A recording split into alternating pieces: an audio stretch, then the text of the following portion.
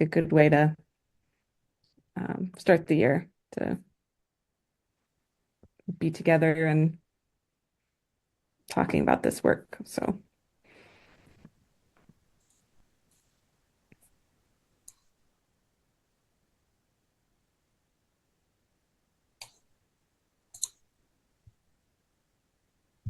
okay.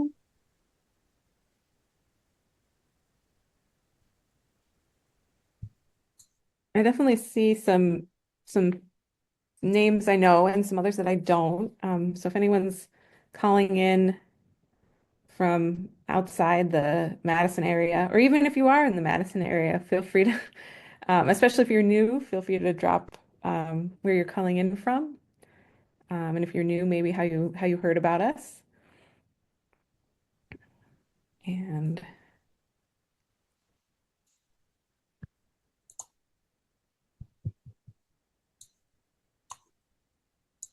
we'll get going in just a minute.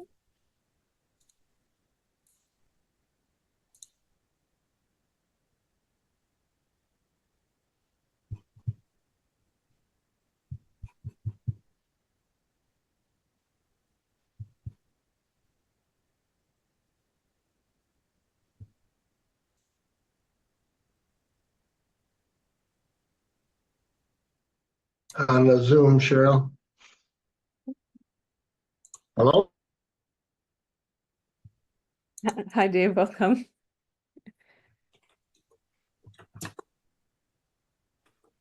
And another David. Dave Svetlik, you're muted. So I wasn't sure if you wanted to be talking to the whole meeting or not.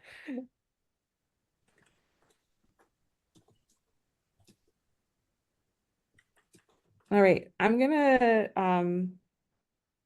kick us off here, but feel free to drop in the chat where you're calling in from. So we'll do quick introductions of our organizing team. My name is Christina Cook, a member of the monthly meeting team, and our organizing group that's on the call with me is Kelly Kearns, Julia Isaacs, Lee Langford, Marion Friedel, and Susan Nossel. So all of us help coordinate to make this happen, and we're excited to be with you tonight, sharing this, our January monthly meeting. We are recording, so that's just a heads up for everyone. And so I'm going to turn things over to Julia to do our land acknowledgement. So, hello. Before we move on to the rest of our meeting, let's ground ourselves by taking 2 deep breaths and reflect on how we're connected to the land beneath our feet. So breathing in from your feet and out and in and out. So we usually show a photo from nature during this part of the meeting, but I'm sharing tonight a map of the lakes around Madison, the area the Ho-Chunk people call Dejope.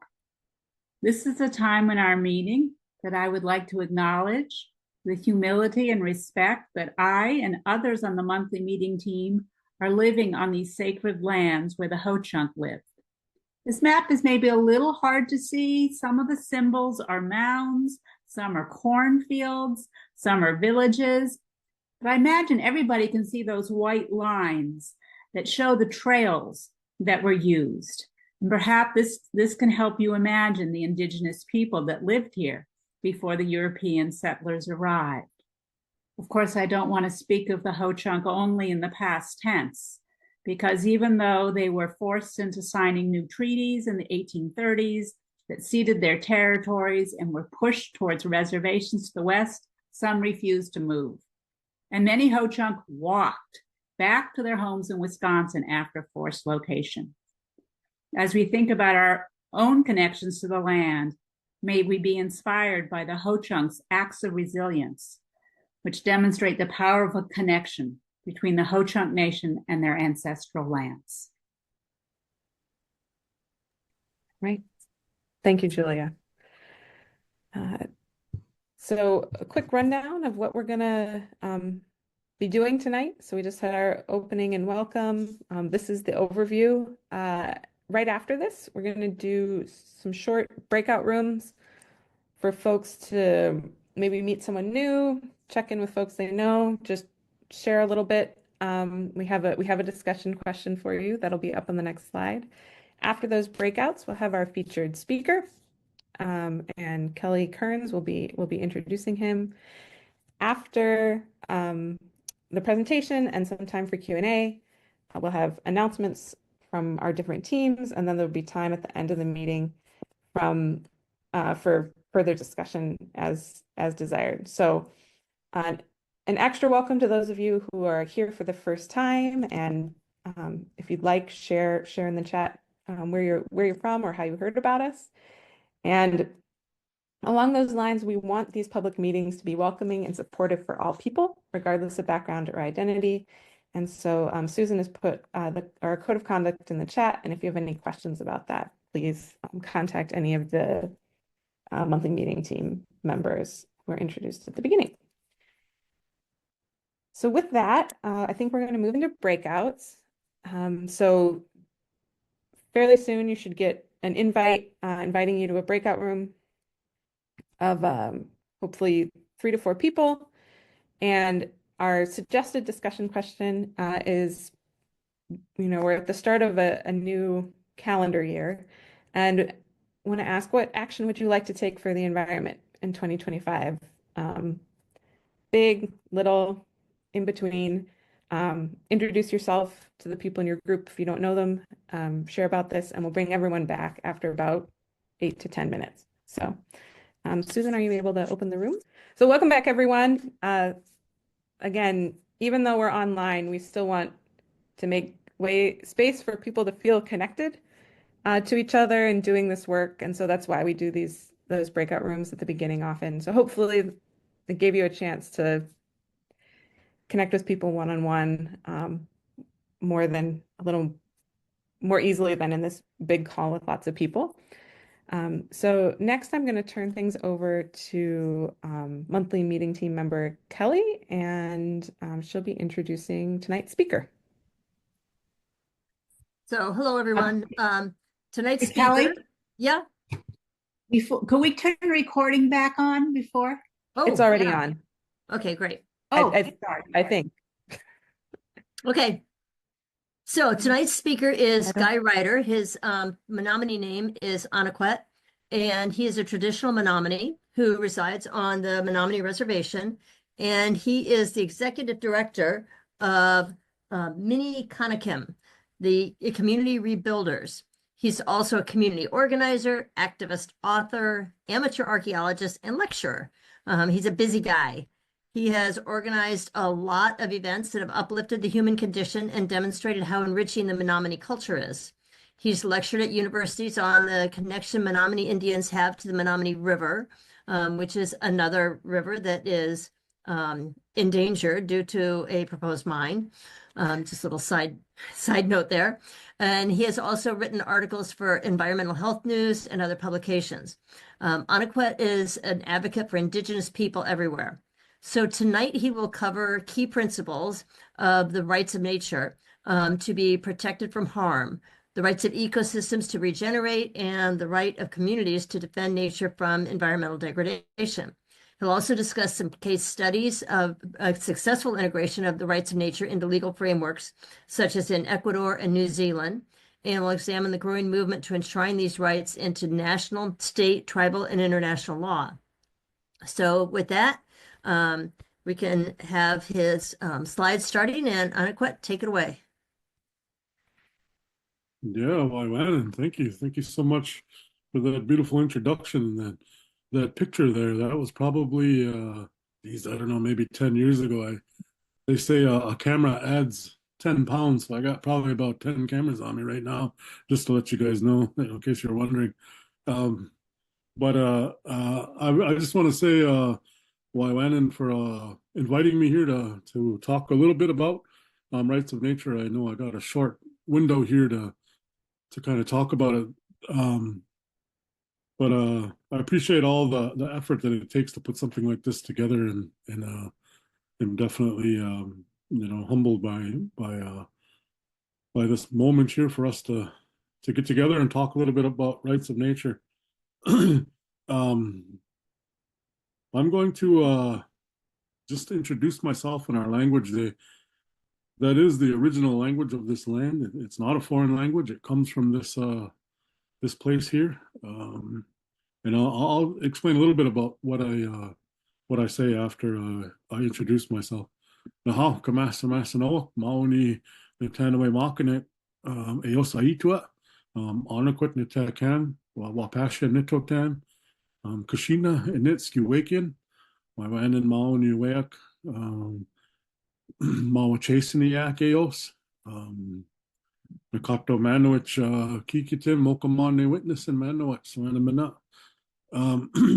So I just introduced myself. I was kind of taught that we introduce ourselves in our language. Again, it is the first language of this land. It's not a foreign language.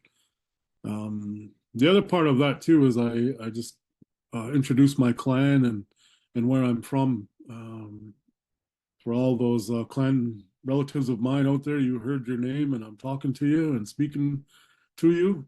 And I again just appreciate be here. So we could get going here on this slide, and we'll do some more chit chatting about that later on. So rights of nature. This definition. First, I'll say that this PowerPoint was put together between me and Mari Margill, who works for CEDAR, is the acronym, Center of Environmental Democratic Rights, out of Washington. Her and Thomas Lindsay, they're kind of like the gurus of rights of nature. Thomas Lindsay wrote the very first rights of nature legislation long time ago, and they've been implementing and working in various communities and countries to get rights of nature recognized. But this particular definition, I like the beginning, the recognition. Just that alone, I feel like we sometimes get so self-centered or human-centered. I'm sure there's a better word to maybe describe that, but we feel like we're outside of this natural world, and it goes against pretty much all the things that I've been taught and learned in my life. And our language speaks to it as a place of connection, and this what they call environment, I guess, is me viewing me. It is a part of me. It's who I am. So I think that's a really important word, is that recognition. But in the context of this talk, this rights of nature is the recognition by legislation or a court decision of legal rights of nature, species, or ecosystems. Next slide.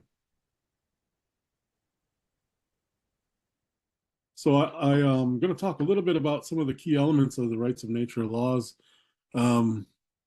I also wanted to just talk a little bit about, there's a word that we use in our language, in the Menominee language, to kind of talk about, I guess, Mother Earth.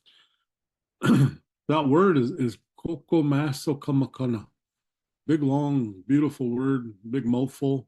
But roughly what that word kind of translates to is like, it talks about in that word how this ancient entity, or this ancient mother of us all, it's a very connected word. It's like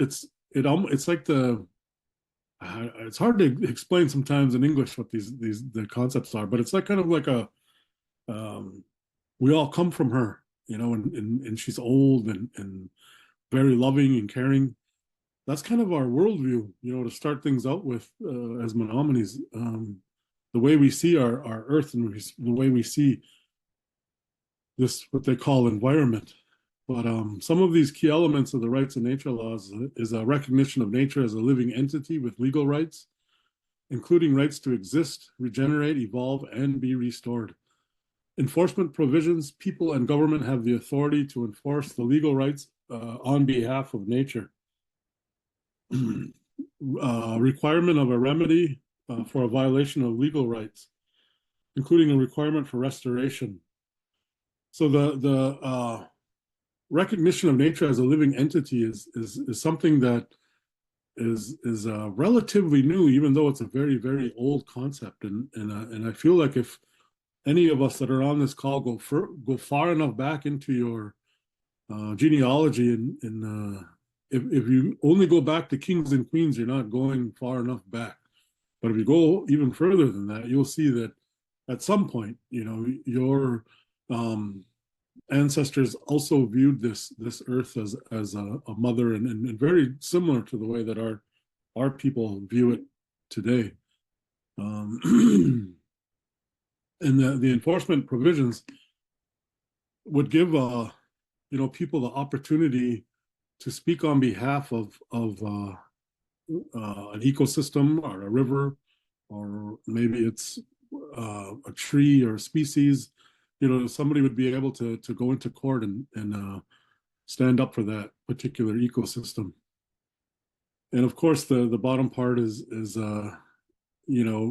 if you do get a permit to do any kind of extractive work, that if you destroy an ecosystem, you have to replace parts of it, or if not all of it.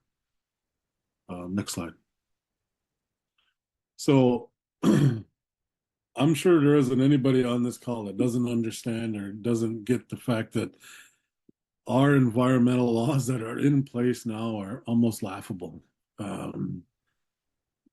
I remember when I first started to push back against this potential project called the Back 40 mine. It was a sulfide mine, a gold mine they were trying to put in on the Menominee River, which is our natural home, which is the place where our creation story began. Our old people talk of us coming out of the mouth of that river as the first Menominee came out of that river. To give you a little bit of understanding about that is like, if the Catholics only knew where the Garden of Eden was, if they knew where that was, that, and then to be able to think that they would put a mine next to it, or even, destroy it, would be ridiculous. But these existing environmental laws, are not designed to, protect our environment. They're more designed to allow this pollution to occur up to a certain point. It hasn't worked. It isn't working. We need drastic change. We need to move away from these particular laws. The one thing I'll say is, when I first started, as I was saying about the Back 40 mine, when I first started to get busy in things, I was very naive, thinking all we have to do to stop this thing is get the Clean Water Act. We'll stop this thing dead in its tracks. And then I read the Clean Water Act, and I was like, oh, we're in for a world of hurt. We gotta get busy doing some stuff. So basically, these laws that are currently existing aren't designed to protect anything. Next slide, please. So I just wanted to talk briefly about some of the nature laws and court decisions here in the great states here, and also in the tribal nations, and I'll even touch on some globally. So I kind of alluded to it a little bit earlier. Thomas Lindsay, who works for Cedar, and Marty Margill have been involved in this in a very long time. Thomas was a part of the first rights of nature law adopted in the world in Tamaqua Borough in Pennsylvania. It was around a small community there that was the corporations were using that community's land as like a dumping ground, and I was getting a lot of people sick, so they kind of stepped up to it. There's a documentary out there called The Invisible Hand that also speaks about that particular movement and the rights of nature movement, but it starts there. You can see some of the others. In 2017, the Lafayette, Colorado adopted a right to a healthy climate ordinance that prohibits fracking. Orange County, Florida, they adopted a Rights of Nature Charter Amendment recognizing rights of the Wekiva River and other waterways. Part of that fight in Orange County there was, a developer that wanted to develop. Geez, it was a whole lot of land. I can't remember the actual acreage of land, but it was quite a bit. They wanted to destroy it to build, housing and things like that. But that community came together. I believe it was like 80% vote. They put it on a ballot, and 80% of the people wanted to adopt it there in Orange County. And Orange County is one of the biggest counties in Florida, if not the biggest. Next slide. Some of the other ones I wanted to talk about, of course, the Ho-Chunk Nation, which you talked about earlier here in this talk. They took a huge step to amend their tribal constitution to enshrine the rights of nature. There are still some work being done on that. There was a gentleman by the last name was Green. Was it Greengrass, I think. Boy, I might get in trouble not remembering him because I worked with him and he's passed away now. So forgive me if any of his family's on this call or see this call. I mean, no disrespect, but he did a lot of work to start that there in the Ho-Chunk Nation. And I remember talking with him many times. Yeah, Green Deer, that's right. Did a lot of stuff there in Ho-Chunk Nation. And he was very big, and they were proposing a Route 66 through from Ashland down to Chicago, I believe. And he did like a horse ride against it and opposed it. It was pretty amazing. Ponca tribe over there in Oklahoma, they did some recognizing of the rights of nature. They kind of lean more onto their own traditional definitions and the way in which they see the world and their worldview.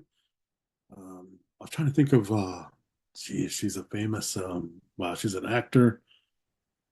Oh, she was the one that headed that up. I probably should be looking at my notes right now, but I'm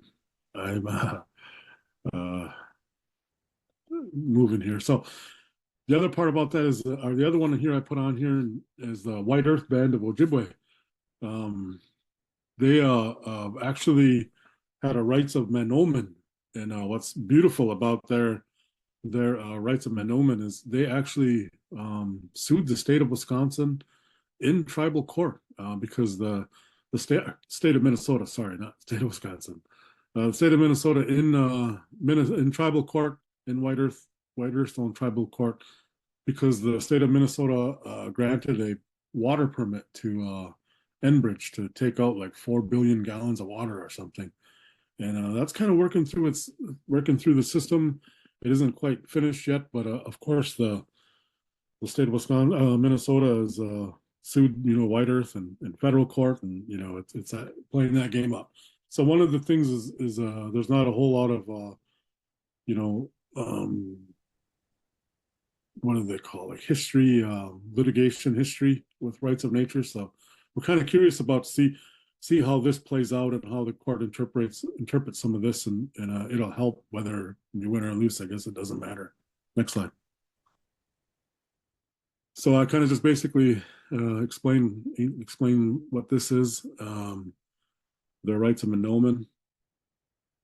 You can move it forward. Here are some of the other tribes. The Yurok tribe. Of course, the Menominee tribe, we recognize the rights of the Menominee River during the fight of the Back 40 mine at the heart of it, or in the beginning of it. The other thing about the tribe right now is we're working on a rights of sturgeon. For us, the sturgeon are in our creation story. In our language, they call them Nemau, and it kind of roughly translates to like the ancient ones. We recognize that they are one of the original fish here in this part of the world, and I think it was like 1900s, right around there, the turn of the century, that they built 2 dams that stopped the sturgeon from migrating from Lake Winnebago up here to our reservation called right at the Kashina Falls. Kakapakut in our language is that's how we describe Kashina Falls.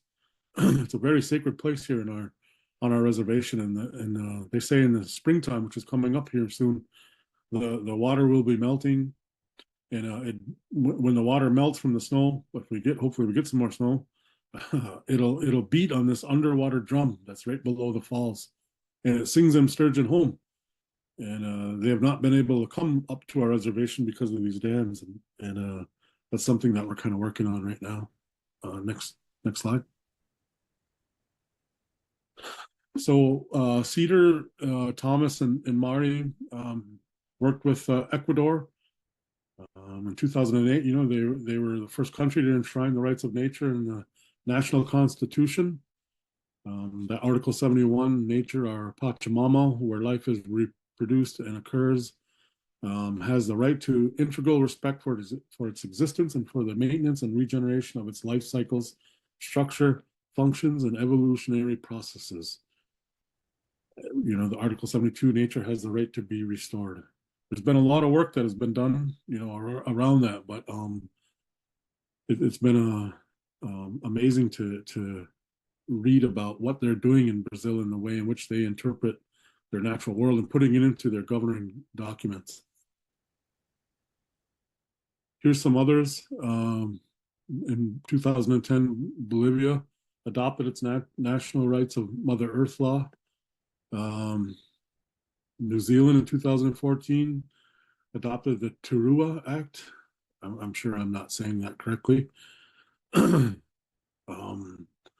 We've met with multiple groups from New Zealand in the past probably 5 years or 6 years, if not more.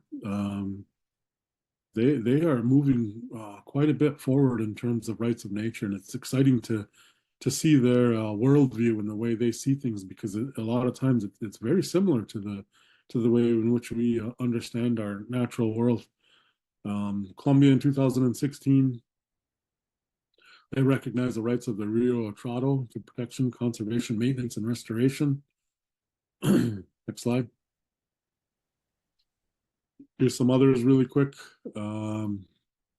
India in 2017, same as Brazil and New Zealand, in New Zealand, they were securing rights of the Wangunai River with the Maori people, and that was one where we had met with the Maori a couple times when they were adopting that and putting that together.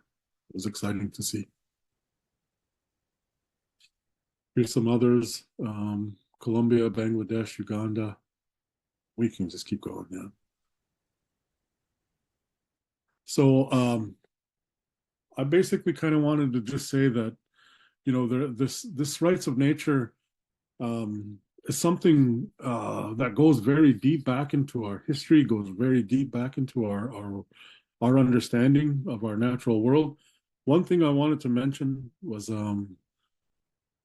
it's maybe not worded as a rights of nature document or as a legislation.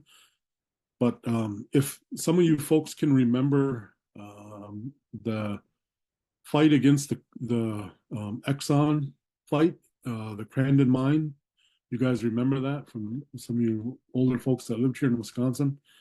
There was a mine they were trying to put in, Exxon was trying to put in at the headwaters of the Wolf River, and the Wolf River flows through Potawatomi territory, the Mole Lake, Sakaugan, Ojibwe tribe, the Menominee, and others through the Menominee tribe. During that time, it was like the late 80s, early 90s, and there was a lot of knowledgeable people at that time. It was just off the precipice, just off of the heels of the treaty, the Walleye Wars, if you guys know your Wisconsin history and remember that period.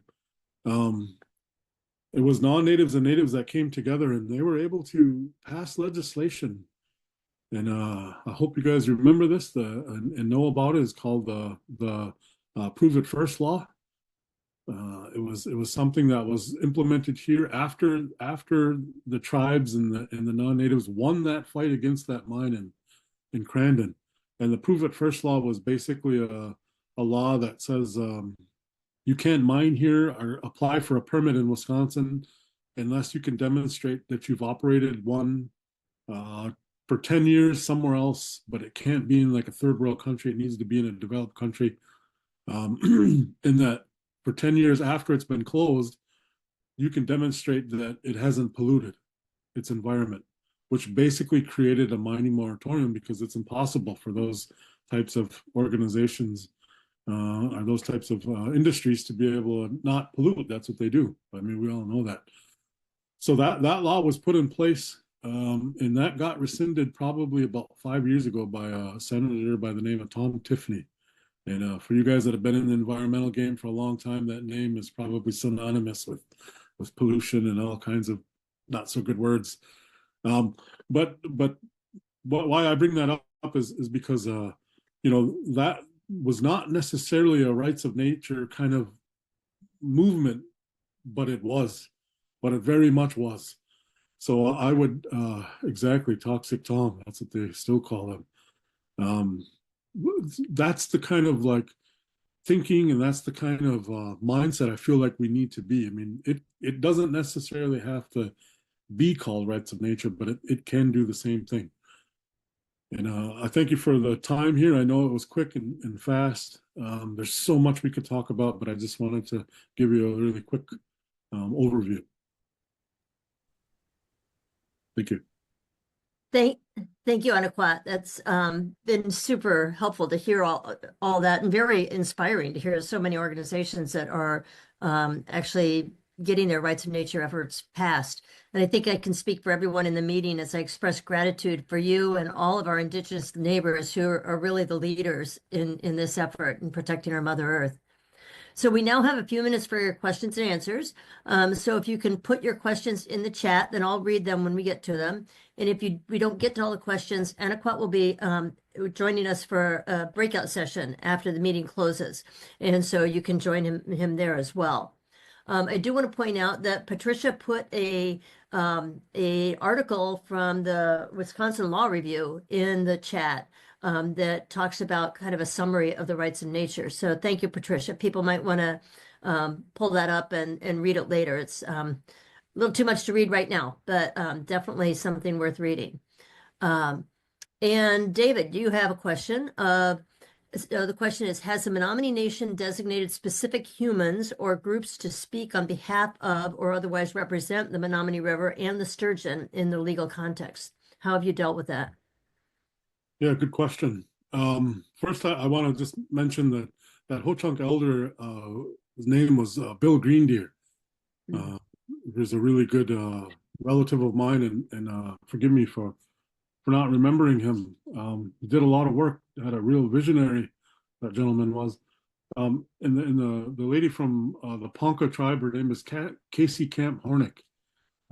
Is also, she does lots of work involved in lots of rights of nature movements and does incredible things.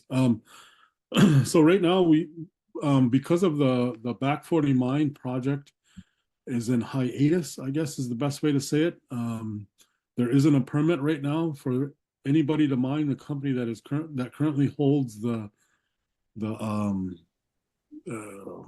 resources, I guess, or the mining rights is losing money, and they don't have enough money to be able to do anything, so they haven't done anything. So we haven't moved on anything or had to move on anything. Now the rights of sturgeon is another thing. I feel like there's be some opportunities for us to use similar strategies to what White Earth did. Okay. And then John asked if the Minneconnikim and the Great Lakes Intertribal Food Coalition, I think he means GLFWIC, the Great Lakes Indian Fisheries Commission. I don't know is there also a food coalition as well? Yeah, there is, yeah. Oh, okay. Well, anyway, maybe both. both glyphwics. Maybe more importantly, do rights of nature apply to food crops and livestock, such as bison and related livestock? And he says, thanks for the great presentation. Yeah, I mean, I think it's really up to the imagination of the people that are, you know, in their whatever particular area they're in.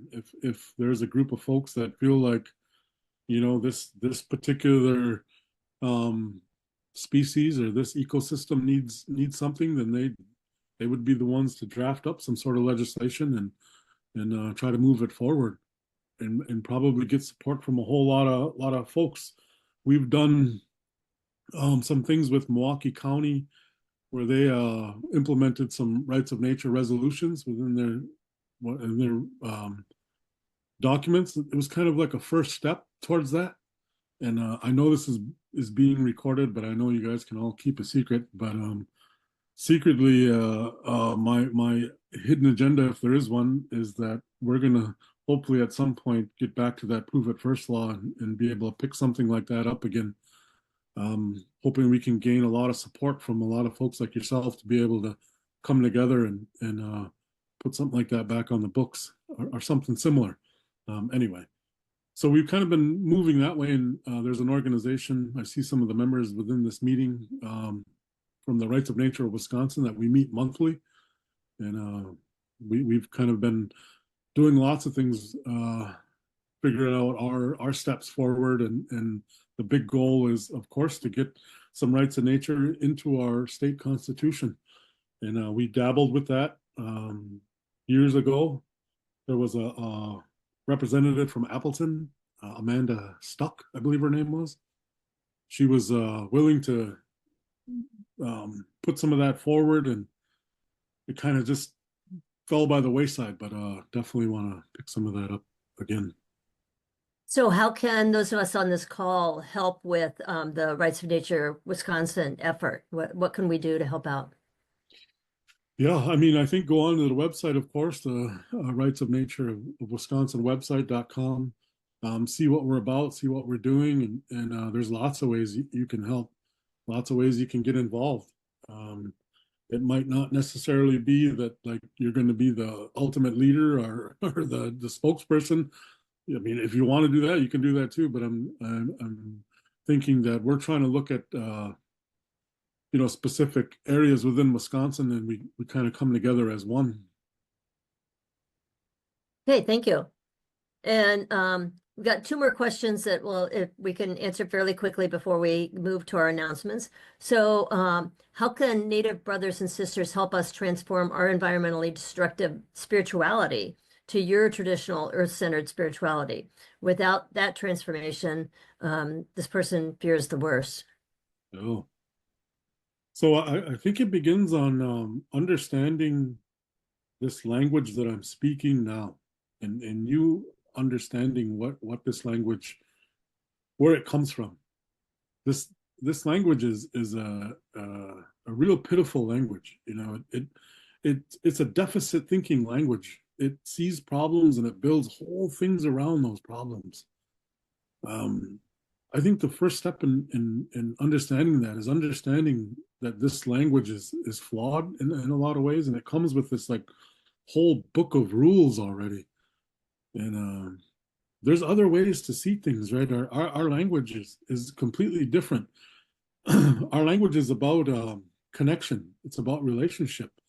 The Menominee language, and you know, they studied our languages back in the 80s, and in that study it showed that the indigenous language is here were 80% verbs and 20% nouns compared to, you know, the English language, which is the opposite of that. So that just kind of gives you an idea of the way we see things, and we understand how we understand. I think the first step is that, definitely recognizing what this language is skewing your worldview, right? It defines, it's your interpretation of what you're viewing, right? And but it's somebody else's interpretation. So I think starting there, of course, there's lots of movements within our tribes, you know, that are working on lots of things, and I wish I could just say, it's just environmental things that our people are working on, but there's so much more, from housing to all the problems that I'm sure you guys are aware of in your own communities. And language loss is a big one for us. And to know a people, you need to know their language. I think if every day you could stop for a moment and just put yourself in creation, just for a moment, to ground yourself on this beautiful earth and just be here. This uh, dominant society that we live in, it's a very hustle and bustle and rat race. I'm so fortunate to have been around so many elders that didn't grow up with the internet, and didn't grow up in that kind of way, that were able to play outside and able to create mud pies and all these things that we did when we were young. I see so many old people that I talk to and on calls like this, and I just want you to know that your voice is needed now more than ever. You know what it was like to grow up, and play in the hills and the woods and all these things that we do. So I hope you share that worldview and get these younger people to understand, a little bit how important it is to just stay maybe connected to the earth and disconnected from the social media sometimes. And I know these young people are doing such amazing things, and I'm so thankful for them, that they're changing lots of things, and it's amazing to see that. Probably 10 years ago, when I was a young man up there on some of the boat landings, getting screamed at by people about spear a Indian and save a walleye kind of things. It's not that isn't happening now, but it's amazing to see that some of the conversations we're having now are brought forth by these young people, and I'm very humbled by it. Great. Thank you so much for all of your presentation and all of those answers. Interesting that right as you started talking about your answer to that, another Indigenous person put an answer in about language as well, about learning the language is one of the most important things. So we have a lot more questions in the chat, and so I'm hoping that all those folks who have put a question in the chat can remember it and come to the breakout session after we close out, after all the announcements, and we close out the main meeting. So please just come to that chat, bring your questions with you, and we'll have a little more time to talk to Anahkwet. So thank you so much, Anahkwet. And now we're going to move on to our announcements about the various team meetings. Marion? Yes, thank you, Kelly, and thank you, Anahkwet, for that wonderful talk. We're just going to have a few announcements today. The first announcement is going to be with Emily Park, one of our co-coordinators, and she's going to be speaking about the 350 challenges to the DNR, 350 Wisconsin. So, Emily. Hi, everybody. Thanks for being here tonight. My name is Emily. I'm sure if you follow us on social media or open our emails regularly, you've heard this news, but in case you haven't, last month, 350 Wisconsin we were really excited to challenge the Department of Natural Resources in court. We are being represented by Midwest Environmental Advocates, which is a Madison-based environmental law firm. And along with the League of Women Voters and Sierra Club, we're challenging DNR's decision to grant wetlands and waterways permits for the proposed Line 5 reroute, which I'm sure, as many of you know, is the 40-ish mile proposal to reroute Line 5 around the Bad River Band's reservation. We are challenging this in court because we believe that Enbridge does not have a good track record of protecting the waterways. Case in point, just a few months ago, there was I think 70,000 gallons of crude oil that spilled out of Line 6 in Jefferson County. Initially, Enbridge only reported that as being a couple of gallons. It's obviously significantly more than that. And so our question is, if Enbridge can spill 70,000 gallons from Line 6, why do we trust that Line 5 is going to be any better? So we are really honored and excited to be part of this lawsuit, along with our partners that I named earlier, and really hoping that this is an important step to finally decommissioning Line 5. I'm happy to answer questions about it if you put them in the chat or just send me an email. I'll put my email address in the chat as well. Thank you, Emily. Next, we will have also from the tar sands team and staff member, Brittany Reamer, who will talk about the methane gas plants. Thanks, Marion. Hi, everyone. So some of you may remember that in July, we had asked you to send comments to the Public Service Commission regarding the need for a full environmental impact statement on We Energy's proposed Oak Creek methane gas plant. Well, recently we learned that the PSC and the DNR do not intend to go any further than the environmental assessment that they recently released. But the good news is that we still have an opportunity to respond and request a full EIS. So now through the 13th of January, you can submit comments and respond to the EA and also request a full EIS.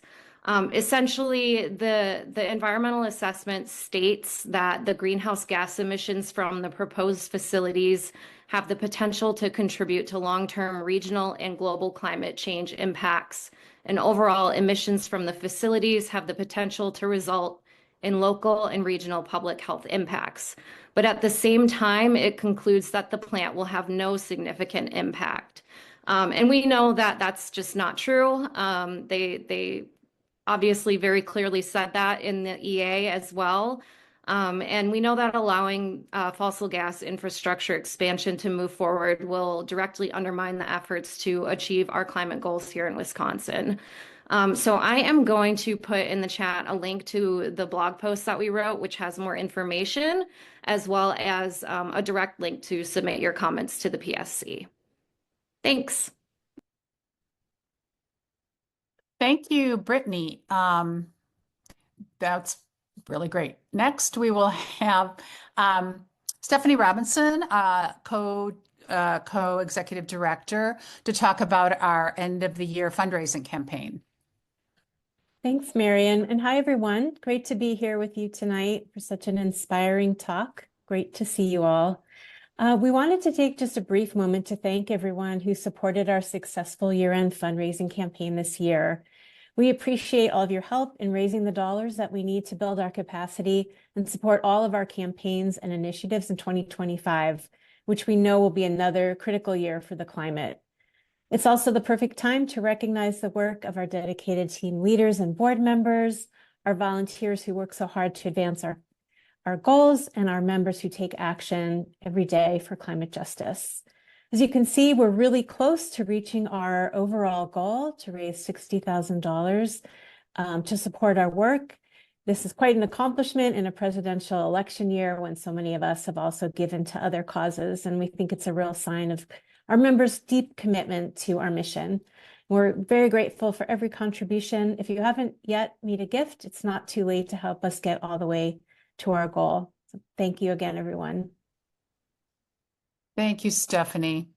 Our final announcement for the night will be with Nikki Jarga, who's our Director of Volunteer Engagement, and she will be presenting a volunteer memorial.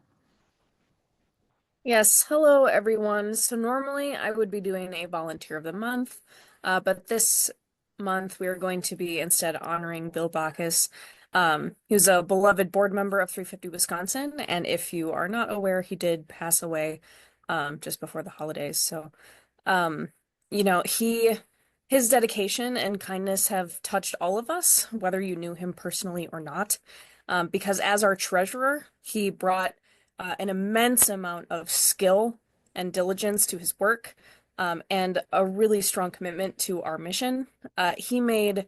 Personally, he made my life and the lives of everyone who works with 350 Wisconsin easier by doing far, far more and above and beyond what a treasurer is ever expected to do. He did the work of 3 to 4 people. And he also did this for unions in addition to 350 Wisconsin. This was not the only thing he was involved in. So, beyond the spreadsheets and the numbers, he was a beacon of generosity. Speaking personally, I love how positive he was, even about the most banal of tasks, like just seemed generally happy to be working in our database or detangling audit processes, just things that no one wants to do. And he was just so up for it, always able to answer questions for anyone who asks, always available. And I am also, it was also really uh, beautiful to learn that his environmentalism didn't even end with his passing, as he chose to be the first person in his personal parish to have a green burial. So he will be desperately missed, and we all love Bill. And I think if you could just take a moment to think about him, and we really appreciate everything he did for us. Thank you, Nikki. And I want to thank all the presenters for the announcements tonight. And back to you,